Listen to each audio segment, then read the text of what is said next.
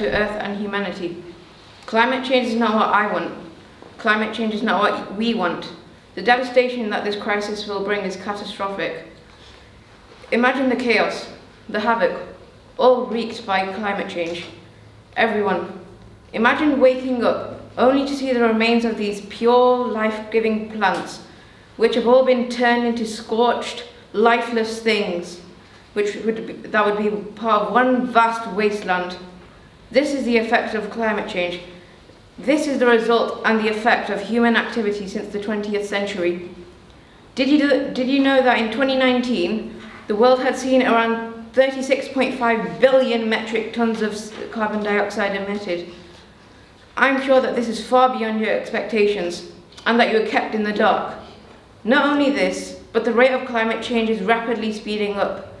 Due to this, the 20 warmest years on record have all come from 1995. Climate change is not what I want. Climate change is not what you want. As a result of climate change, the environment suffered. Due to the hot conditions and the high demand of water, numerous species, habitats, birds were damaged. Teams are forced to rescue and protect struggling fish due to the low river flows and low oxygen. This will happen more frequently if this crisis isn't resolved. The Environmental Agency found a 330% increase in drought-related incidents, and they had to respond to them. What may seem exceptional today would be considered the norm by 2040. One of the main consequences to climate change is the rapid increase in sea levels. Over the last 20 years, sea levels have risen at roughly twice the speed of the preceding 80 years. As the rate of temperature increases, so will the rate of sea levels be rising. The term global warming is very deceptive, as people like us, who live in a relatively cold climate, would think that having the temperature a bit hotter would be ideal. However, this is far from what we think. Rather than temperatures being warmer, the weather would be more extreme and there would be many storms, blizzards and droughts. In more technical terms, the tropics will be hotter and drier. The latitudes that are high like the UK or low like Australia will be hotter and wetter. We will have hotter summers. This will be noticeable and significant in Britain, where we would have half the summers in 2040 that exceed the temperatures in 2003.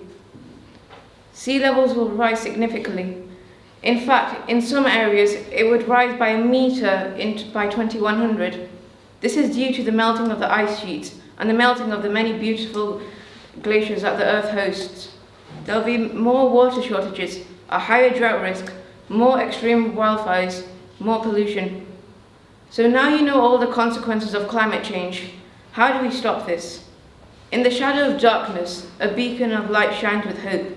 The United Nations Climate Change Conference, also known as COP26, aims to solve the environmental problems affecting us and our future generations. With this conference, the climate crisis could be averted and help accelerate towards a cleaner future. However, you and I are not world leaders or high-ranking politicians, so what do we do? What we can do is make our voices heard. We may not have the power individually, but together we have the power to make change. You could start with simple solutions, such as reusing items such as paper, plastic bottles and more. You could go further and participate in fundraisers. In summary, climate change is a devastating crisis that needs to be resolved. There are many consequences if this process continues, ranging from extreme weather to wildfires. There are many things that we can do to stop climate change. Although what we do individually is small, what we do together can be heard. Are you ready to act? Thank you.